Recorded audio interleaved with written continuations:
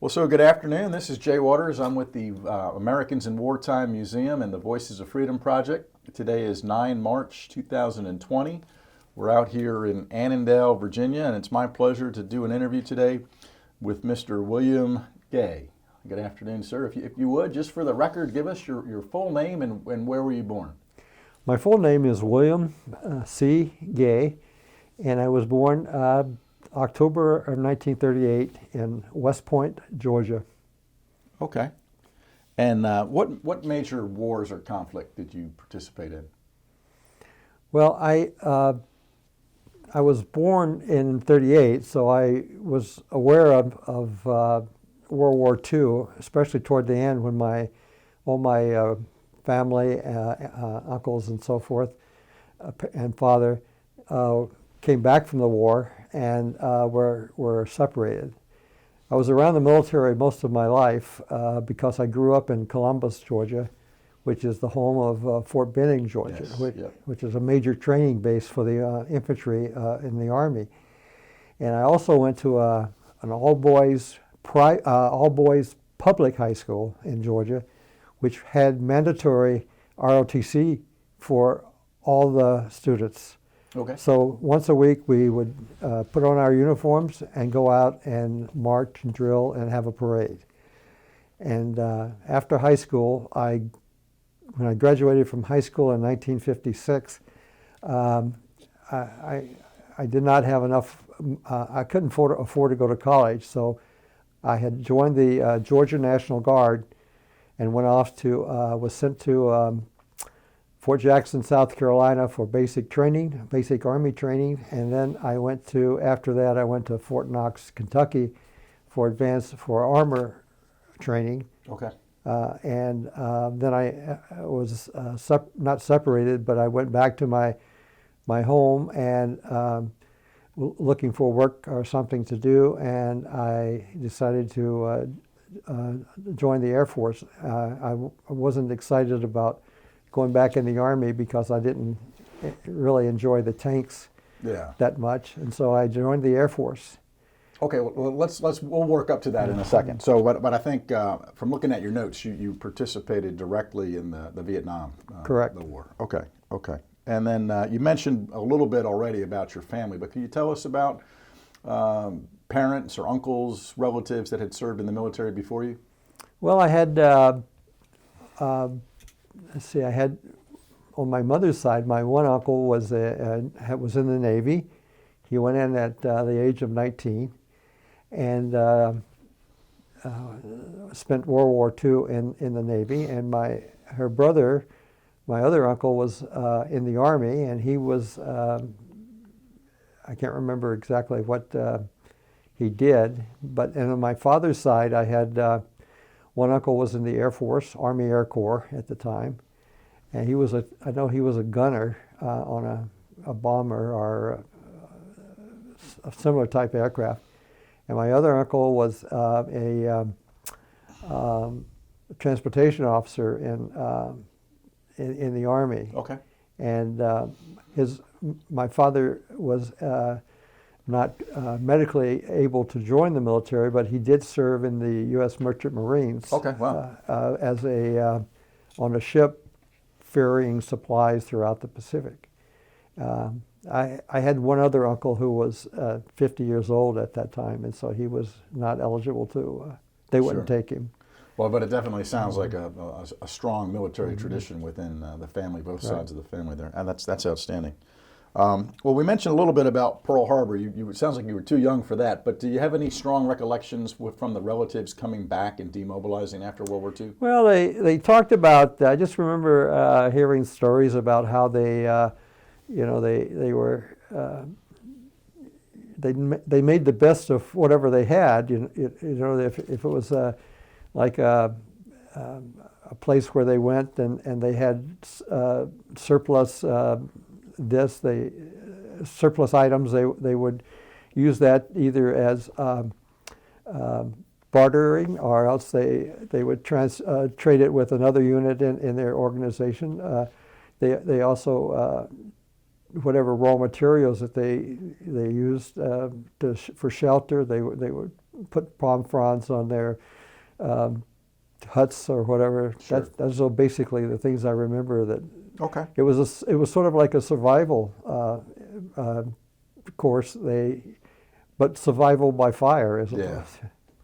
Well, then I guess fast forward a little bit as far as opening question in your recollection. Think back then to September 11th, 2001, when the United States was attacked, at the Pentagon and in New York City. If you could, just tell us where you were that day, kind of what was going on, and some of your thoughts about that experience. Well, 2001, I was actually working. I had left the military. I had retired from the Air Force in '85, so I had gone back to work in late '85 for the Air Force, OSI, which was the investigative service of the Air Force.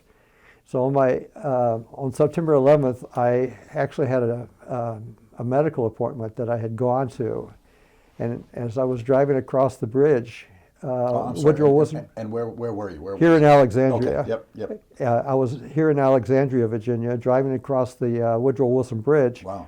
And the radio announcer, listening to the radio for traffic reports, Sure. and the radio announcer said something about a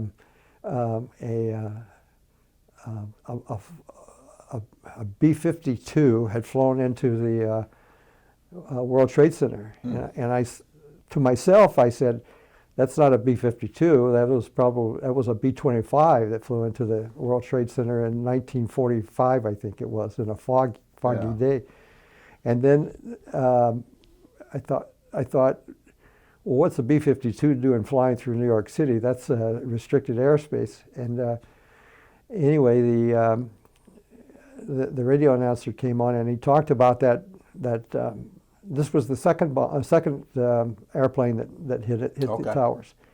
And so I had a cell phone with me, and I stopped and I called my office at Andrews, and I told the fellow that something had happened at the World Trade Center in New York, and he said, "Well, they're watching it on TV," so I figured that they had covered it. So by the time I got to Andrews, all the gates were the traffic was backed up because the gate guards were checking identification. And I got into the base and got to my office, and my office was, as I said, was an investigative service. And so by that time, the Pentagon had been flown. The aircraft had flown into the Pentagon, and my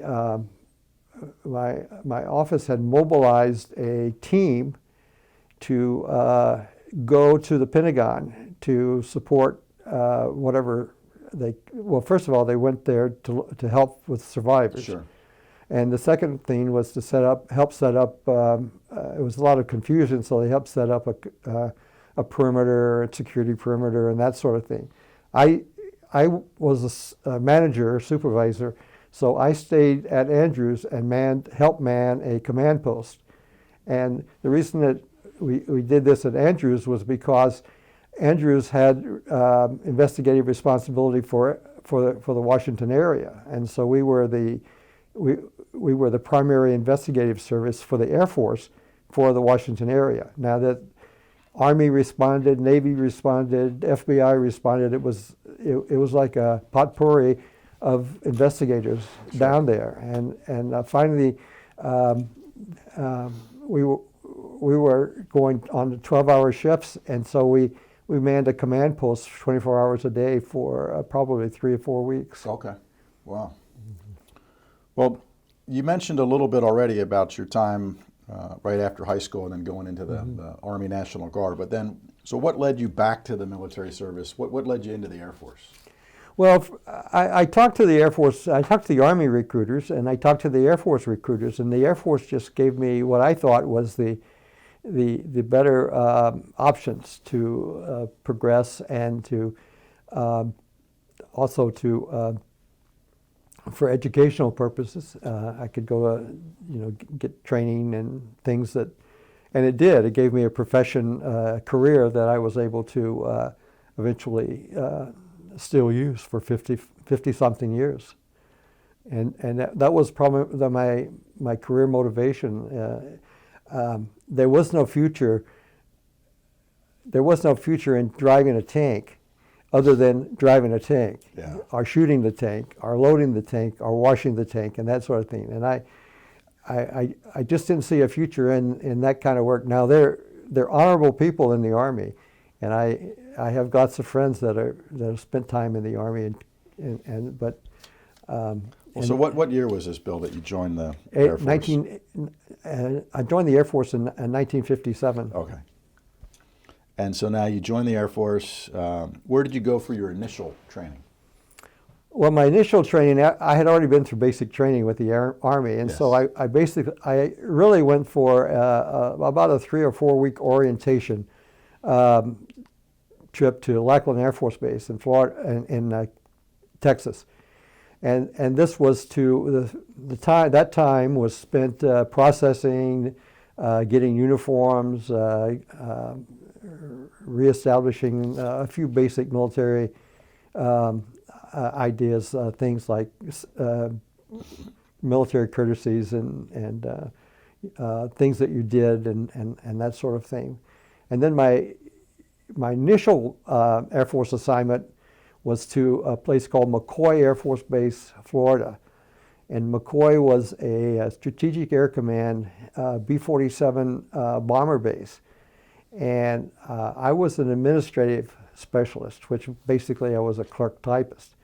And I worked in an office that maintained statistical reports, primarily dealing with aircraft operational, aircraft out of commission, aircraft that needed parts and that sort of thing. And that was a daily requirement that we send a message to Headquarters SAC and Headquarters 8th Air Force to tell them what the status of our aircraft were as far as operational, Sure. out of commission, and that sort of thing. And being an administrative person, I was also dual-hatted as a unit mail clerk, and that later came into play in my another assignment I had. And so that was my initial assignment. I spent 2 years at McCoy, and as I said, it was a B-47 base, Yeah. and we had 6 aircraft that were constantly on alert. Okay. Well, and I saw from your notes and talking to you before, you ended up with a long career both in the Air Force and then after you retired in the OSI. Maybe for the listening audience, just tell folks what that is and how you got involved in that program. Well, the OSI stands for the Office of Special Investigations, and it is an organization very similar to the FBI. In fact, the OSI was established by an FBI senior agent, Joseph F. Carroll, who was brought into the Air Force as a brigadier general, and later became a 3-star general. And he set the organization up in the same similar type of mode as an FBI function. And so we have, the OSI has investigative jurisdiction over issues regarding criminal, counterintelligence, procurement, and counterterrorism activities involving are directed against either Air Force personnel, property, or operations. Okay. And then how did you personally get involved? Well, I was assigned to, as I said, McCoy Air Force Base, and after about 2 years, in July 1959, I received an assignment. And initially the assignment was to a weather squadron in Alaska. And another fellow in my organization and the same career field and the same grade came to me and he said, "Look, I have this assignment to England, but I really want to go to a weather squadron because I'd like to eventually become a weatherman." And so he said, "Do you mind if we swapped?" And I said, "That's fine with me. I don't remember where I was going in Alaska, but it was either one of two places." And so we swapped assignments, we went to personnel and got them to Yeah. change our assignments. So I went to England to a place called RAF Wethersfield, and I was assigned to an OSI detachment at RAF Wethersfield. I had no idea what OSI stood for or did until I got there. And then I learned, because I was the only there were 3 people, 2 investigators called special agents and me, and there were just the 3 of us. And so I was a jack of all trades. I ran an office, I typed reports, I maintained the automobiles, Yeah. I did everything Wow. that required administration. Yeah. And so I was there for about 6 months, and we had an inspection, and the headquarters out of Wiesbaden, Germany, decided that the unit was underworked. In other words, they were producing, but they weren't getting a lot of, I mean, the manning was more than was necessarily needed. So they decided to downsize the unit from 2 people, 2 investigators, to 1, and eliminate my position. And I was transferred to Wiesbaden Air Base, Germany, as an administrative airman, and I worked in the headquarters OSI USAFE, U.S. Air Forces Europe, at that time, and I went from there. I went back to Bowling Air Force Base to an OSI District 4, which was it was at Suitland, Maryland, is where the office was. And one of my supervisors, who was a lieutenant colonel at Suitland, said to me one day, he said, "You really need to change career fields, because if you plan to stay in the Air Force, or even if you don't plan to stay in the Air Force, you should go to the training course and become an investigator, because it will give you a career on the outside, or obviously it'll change your career in the Air Force." So I went to the Basic Academy, which was at that time 10 weeks down at Temporary Building E on the mall. Temporary Building E is no longer in existence, and it's now the Air and Space Museum. Okay. Well, that's what got you into the OSI then. Right. Okay. Well, then, if you would, just fast forward a little bit to your time either in Vietnam or in support of the Vietnam conflict. Yeah. Where were you? What year was it? Kind of what were you doing? Well, I went from my first assignment out of the basic course was to Chicago, Illinois. I lived and worked in Chicago, along with which I later found out was a place where they sent most of the bachelors. And so I was there for a couple of years, and then I had an opportunity to actually I volunteered and to go to Southeast Asia. And there was an increase in OSI manning in both Vietnam and in Thailand. And I was sort of a junior person from the standpoint experience-wise.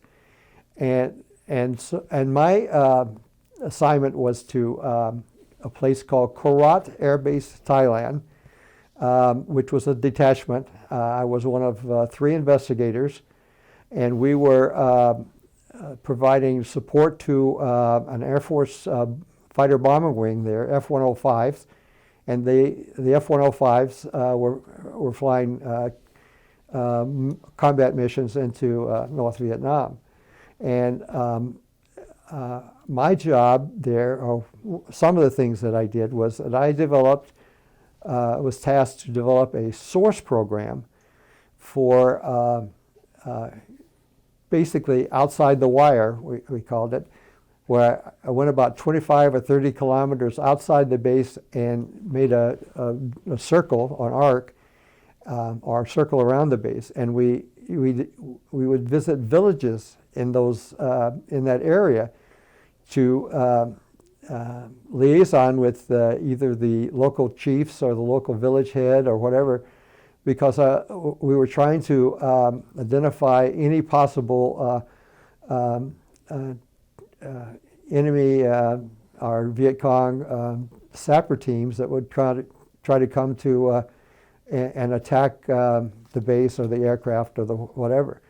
Now, they never got as far as Korat, but a few incidents took place up on the Laotian border at a place called Udorn and Nakhon Phanom, but not. But we did.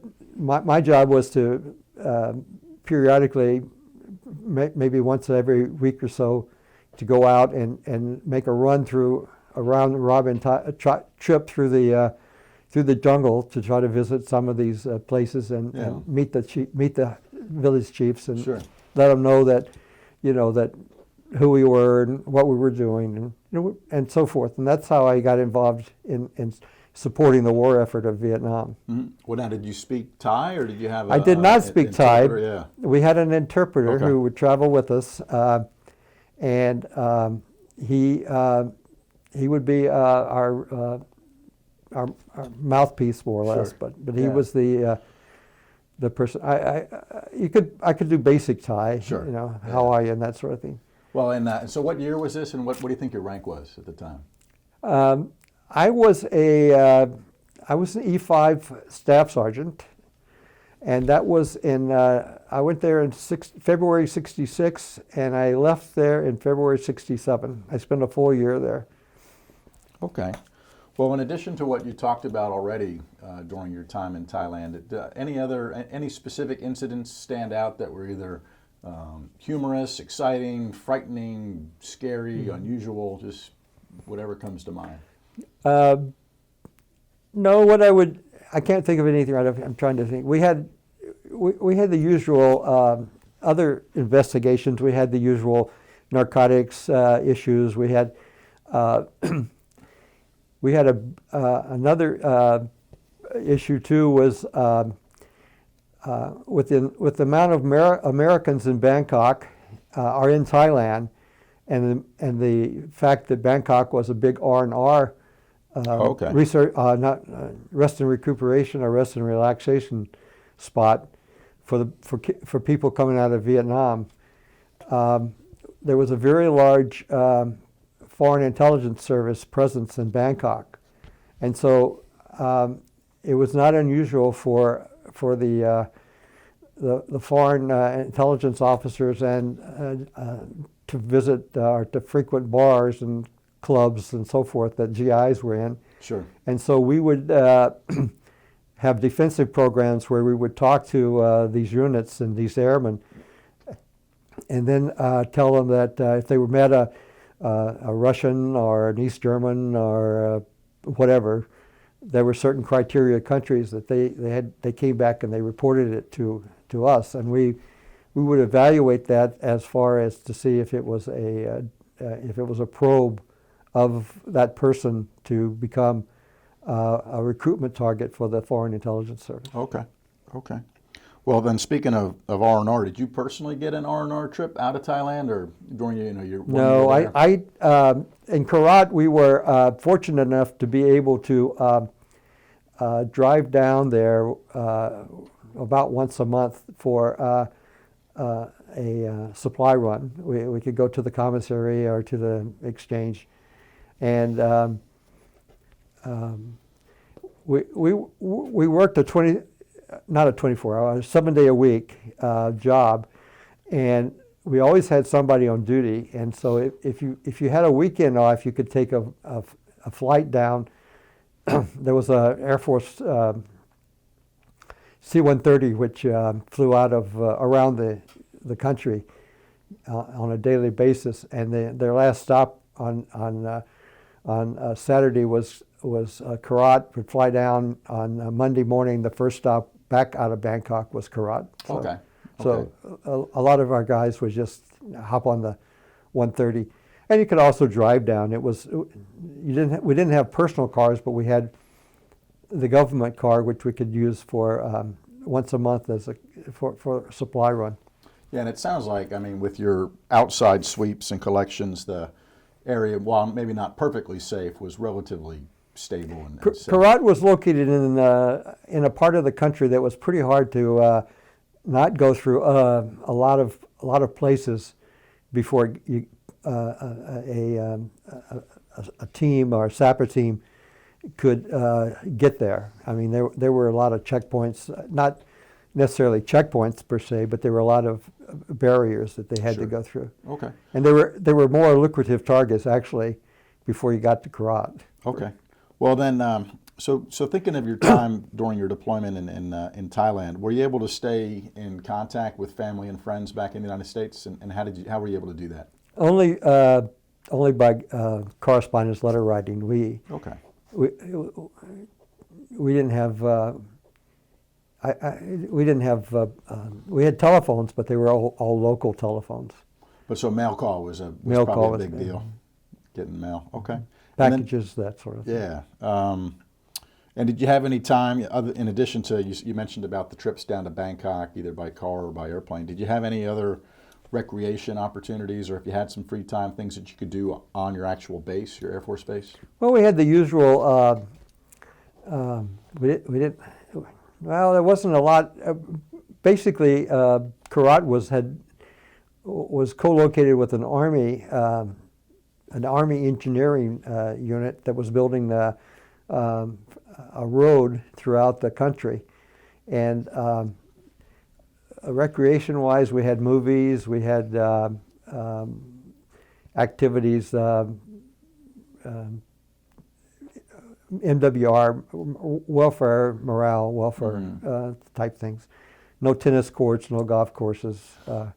No, any USO shows ever swing? Yes, in or as a out? matter of fact, Okay. Bob Hope came there, Wow. and in the fall or in the Christmas time of '66, and because I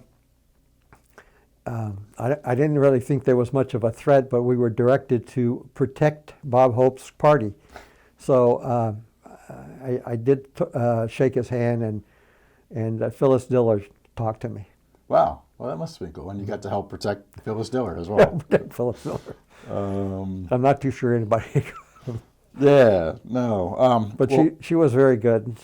Yeah. The show was, the typical show is, and it was very, very localized. I mean, he knew the base commander's name. He knew things about the base that he could, or about the unit that he could incorporate into jokes and that sort of thing. So it made a very humorous and entertaining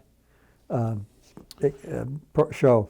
Well, in fact, you may have already mentioned it, but what was the name of the major unit that you were with there In Thailand? Well, the parent unit was called the 388th Tactical Fighter Wing. Okay. And they were the commander of the 388th, just before I got there, had been had shot down and captured in Vietnam, and he later was repatriated. I never knew him. Yeah. But I did have opportunity several times to interact with the other wing commander. But the wing commanders, the colonels, all the colonels flew. I mean, they rotated into the cockpit, Right, just right. like a captain would. Yeah. Well, so you mentioned the one guy shot down. Was that a common occurrence? And what was the mood on the base when you had people lost? out Yeah, there the like mood that? on the base was very sad, obviously, because people cared about their friends, and it was interesting because we were on the base was not big, but you could hear the aircraft taking off, and so there was you knew that 10 left and 9 came back, or you knew that there was something happening because they would have the fire engines out there, and you'd see an aircraft come back with holes in the shot up, maybe a hole in the wing, or part of the stabilizer was missing, and we all were concerned that is he going to land safely and that sort of thing. Yeah. Well, then again, just thinking about Vietnam and the Thailand experience. Fast forward a little bit to, looks like then it would be February 1967 when you were coming back to the United States. Kind of talk us through that, getting linked back up with family and friends in the U.S. Well, or wherever you went. out of Karat, I had and I just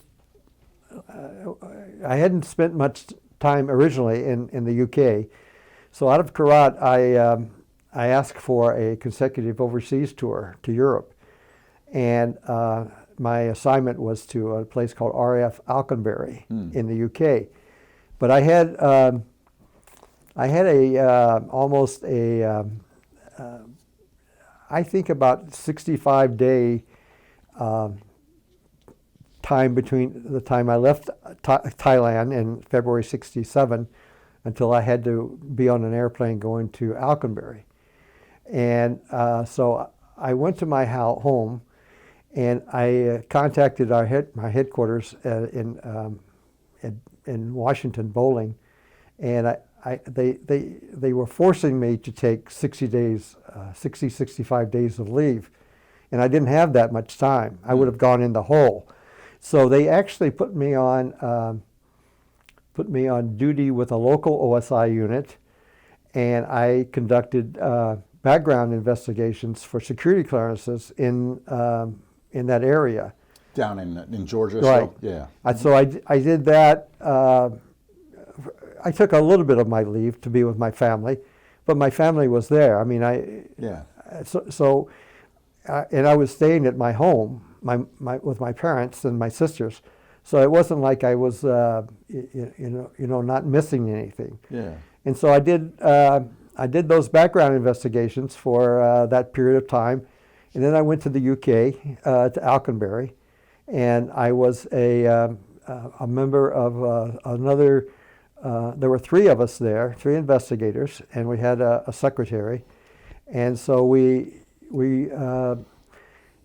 did work with. I worked with British police, British MI5, MI6, Her Majesty's Customs and Excise, and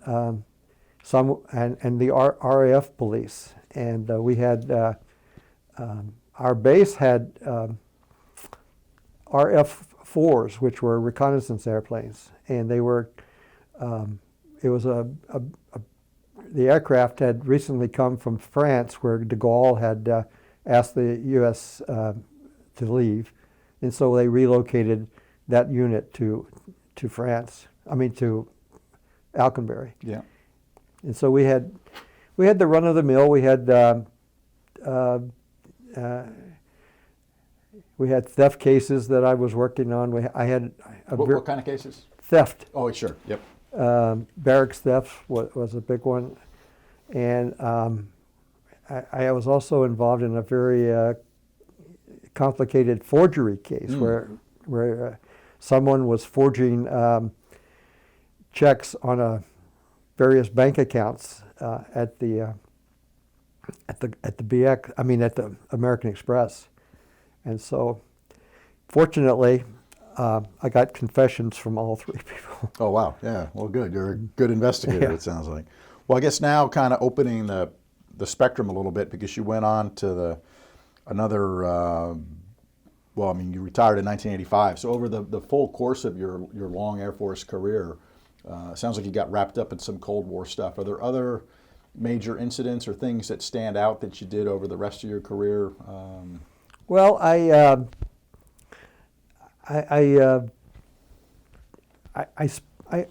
from Alconbury, I'd just like to say that based on on two things. Fact number one was I was single and could move, and fact number two was that in my records I had been a unit mail clerk.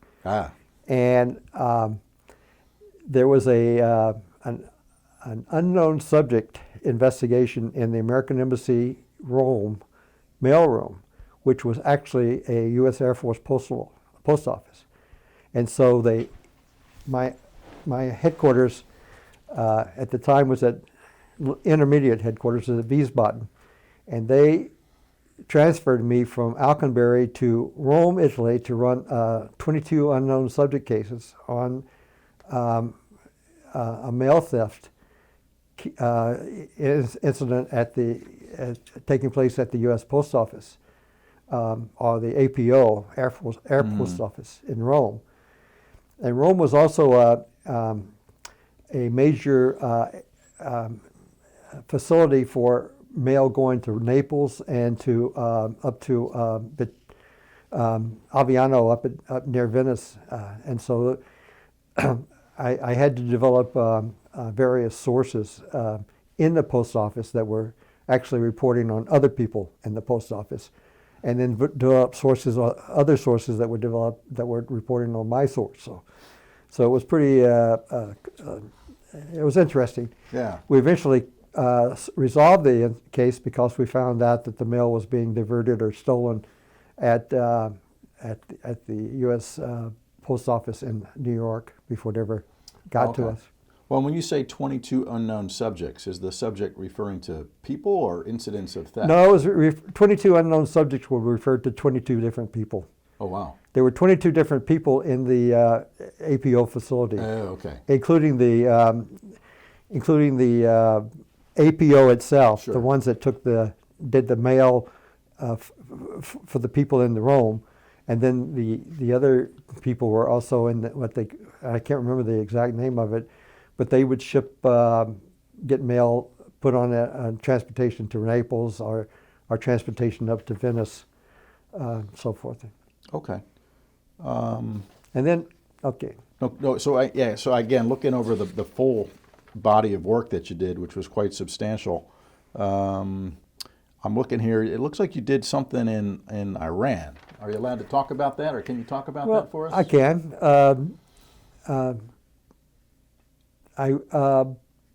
I went back from Rome. I went to Arizona, and in Arizona I met my wife, and my wife was an Air Force nurse, and I met her through very unusual circumstances in the fact that I had been there about probably 3 or 4 months, and my detachment commander, who was a captain,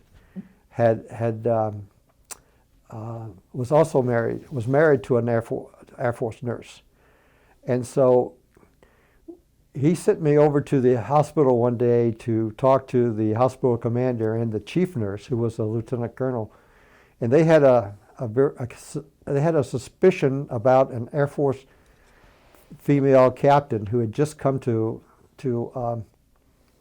Luke Air Force Base, and so they gave me the information, and to make a long story short, or a short story longer, I was investigating this Air Force captain because there was a lot of strange things about her background that the commanders had discovered that they could not pursue, and that was our job, was to pursue it. So my wife, to be, at the time was a shift supervisor, and this Air Force captain worked for her, or worked on her shift.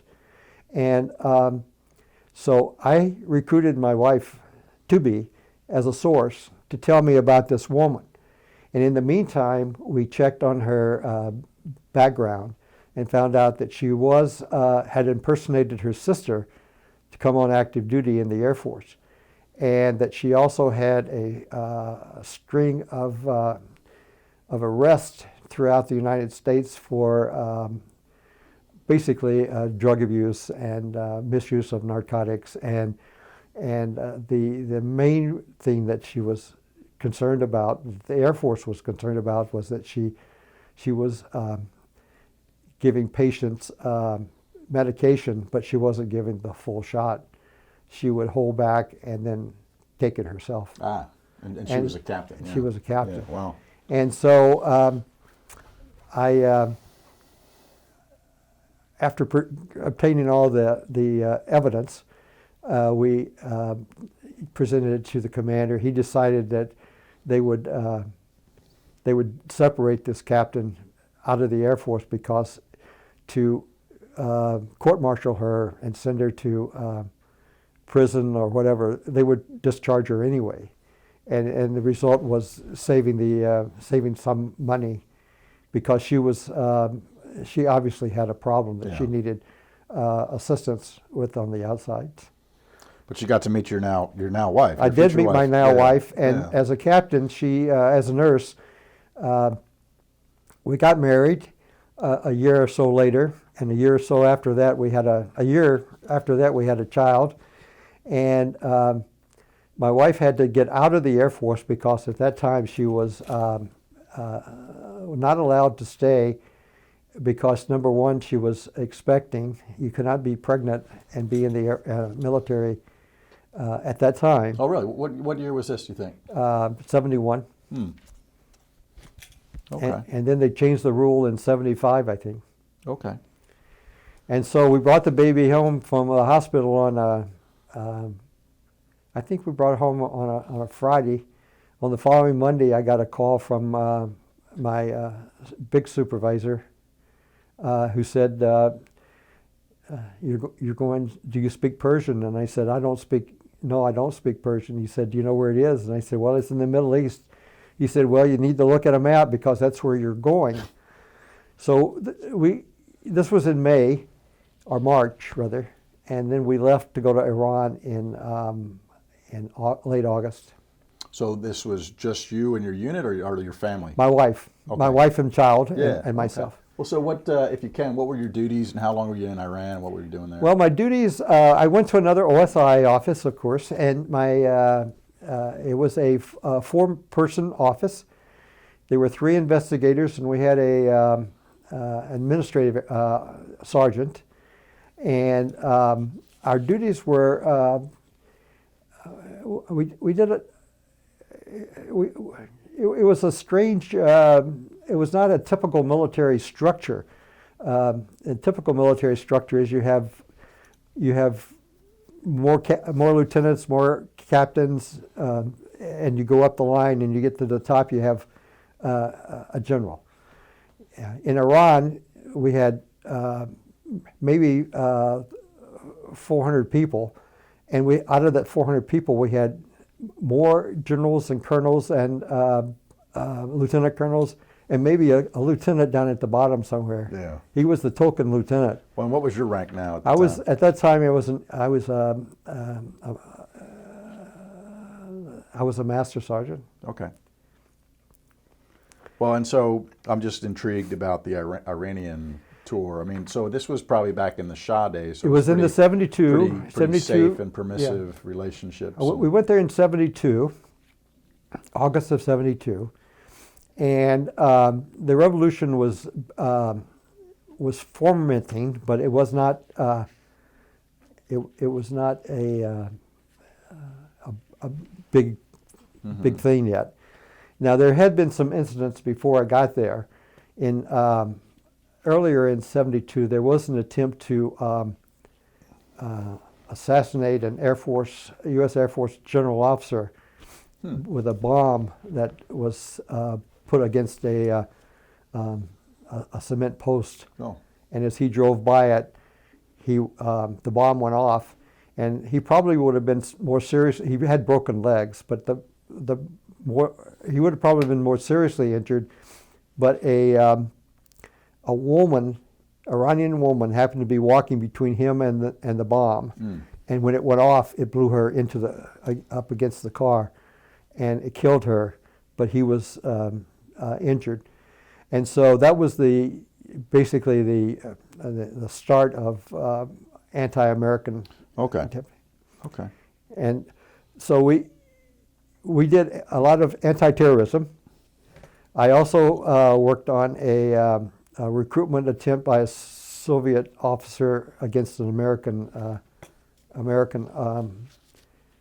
who was in a position to be recruited. Okay. And I primarily reported on issues that affected the U.S. military. Now, in Iran, the Air Force OSI was the only investigative service for all services. There were there were other intelligence units in the country, but they had other missions. They were not investigators. They didn't have the. We talked to the Iranian authorities and also dealt with the CIA officers. Okay. There. Well, then again, now looking over your full career, it looks like you went on to achieve the Chief Master Sergeant rank, the highest enlisted rank in the Air Force. Congratulations. Thank you. But for a minute, maybe think about all your multiple promotions over the years. Was there any one promotion that really stood out as especially meaningful or unusual? Anything unique about any one of those?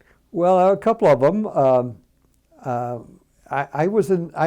entered the Air Force in, as I said, in '59 or '57, and I was promoted to.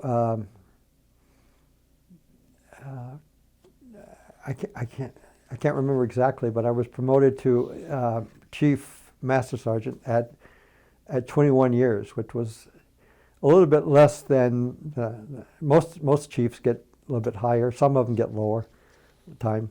Okay. But I was very proud of the fact that I was able to achieve that grade. And I think for a period of time, I went 5 years between E3 and E4 because it was just a slack time. And there was some cutbacks in the manning. But after I made E5, I made every promotion to E6 and then to E7 in minimum time. E8 took me 4 years, and E9 took 4 years. So, well, that's impressive. Well, then, so you retired in 1985. What was your retirement ceremony like? it was very nice. I had my family was there. At that time my children were able to. I mean, they were old enough to understand what was happening, and we went. It took place at Bolling Air Force Base. Okay. The retirement official was a good friend of mine who had. We had been in Thailand together in a different basis, but at the same time, and he was now a colonel, and he was my retirement official. And okay, cool. Yeah, and your family was my there. My family was there. That's and, great. And my friends, my former boss in Tehran was also there. Yeah. I mean, he was in the same headquarters. Cool. And so I had quite a few friends. The OSI office, the OSI unit, is not big.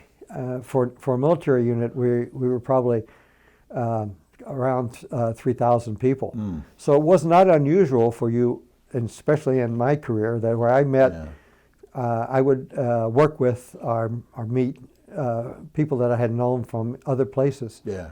And then you get to know them by name because you deal with them through reporting or through conversations, our temporary duties and that sort of thing. So it was well attended. We were happy. No, I can see that. Well, so I got to ask. I'm just curious. So go back in time, a long ways back in time. That your fellow airman that you swapped assignments with, he went to Alaska, you went to England. Never heard from him. You never heard from him again. No. He didn't show up out of the blue at your retirement ceremony. No. That would be a funny story. Yeah, it would be. Unfortunately, I forgot. I don't think I even got his name. I just curious. Well, then, and then briefly, it looks like after your Air Force career, then you went into the civil service as a civilian doing similar work. Or can you just tell us what you did after that? Well, I left the Air Force in '85 as a military investigator. And then 1985 was a year of, in the intelligence or in the counterintelligence world, was called the Year of the Spy. Hmm.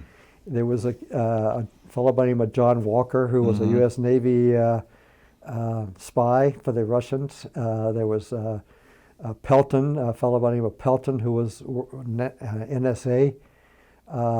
There were the there was Walker had recruited his brother and his son to spy for the Russians, and Congress decided that there needed to be a beef up of counterintelligence in the military. Okay. So they gave Department of Defense 150 billets to be split between the Army, Navy, and the Air Force. And so my good friend, who was the at my retirement official, was the director of Air Force counterintelligence, and he all of a sudden had 50 billets dropped on him. And so he needed people to fill those billets, and he knew that I had worked for him at other with him at other places, and I had worked for him in before I retired.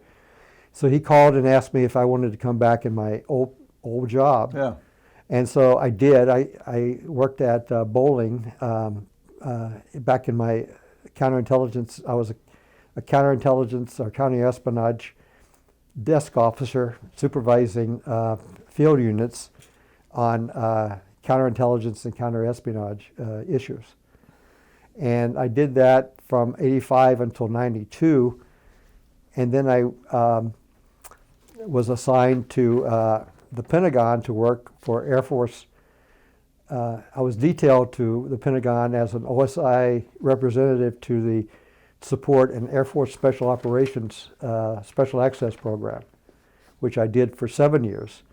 And then after that, I was sent out to Andrews to run a team of investigators to provide investigative support to field units on an as-needed basis. And we did surveillances, we did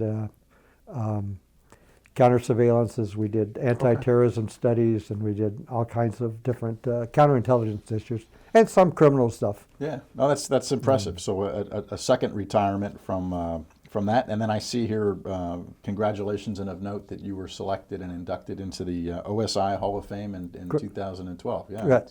So where is the OSI Hall of Fame, or is that like if you tell us we'll have to kill you or something? No, it's actually at Quantico. Okay. In 2011, under a BRAC, and I can't tell you what BRAC stands for, but under BRAC of 2006 or whatever, Congress directed that Army, Navy, Air Force, and certain elements of DIA, all their investigative services consolidate headquarters in a building at Quantico.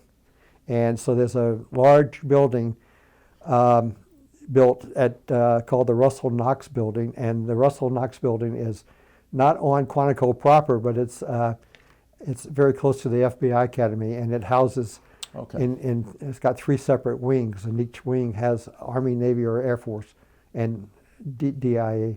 No, that's and so they're all close by, and the reason for that is pretty logical, because there's always coordination between services. Yeah. And so you don't have to get in a car and drive to Fort Belvoir from Bowling, or you don't have to get in a car and find out, where the Navy headquarters is. So. Well, that makes a lot of sense. Well, Bill, this has been pretty fascinating. We're closer to the end than the beginning, though.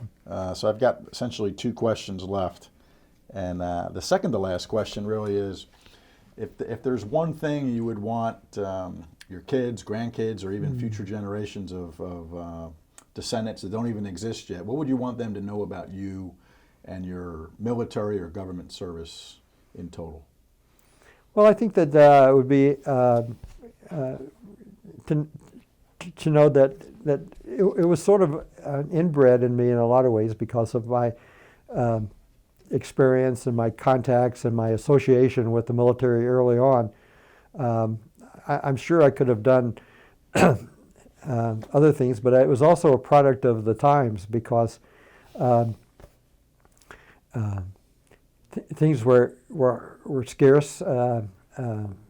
It it was not an easy life back in the 30s and 40s and 50s and so forth. But I think that I've been successful. I have a good family. I have 2 children, and each of them have 2 children. So we've got 4 grandchildren. Yeah. They're all sweet and cute little kids, you know. I've been married. Lois and I have been married for 50 years next February. Congratulations. And she's continued her career as not as an active duty nurse, but she did continue working as a nurse at various times. Oh, that's outstanding. That's outstanding. Well, Bill, the last question is always the proverbial last question. Is there anything else that you'd like to add or say or add detail to, or that we missed? No, I thoroughly enjoyed my time. You know, there are events and that took place that I'll never forget, and there's some events that took place that sort of on the fringe. But the people that I worked with were really, for the most part, very, very nice. They were honorable, decent people. I will say that there are probably a handful, no more than 5 or 6, of people that I never want to see again. There's some that outstanding, and I have this one friend of mine, the colonel, who we first met in Thailand in 1967. We were on an airplane. I was going to Karat, and he was heading to a place called Tak Lee.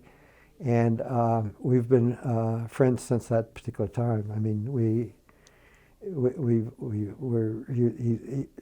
he's sort of helped me in a lot of ways, guiding my career as best he could. Yeah. But putting me in tough assignments, places where he knew that I could do the job.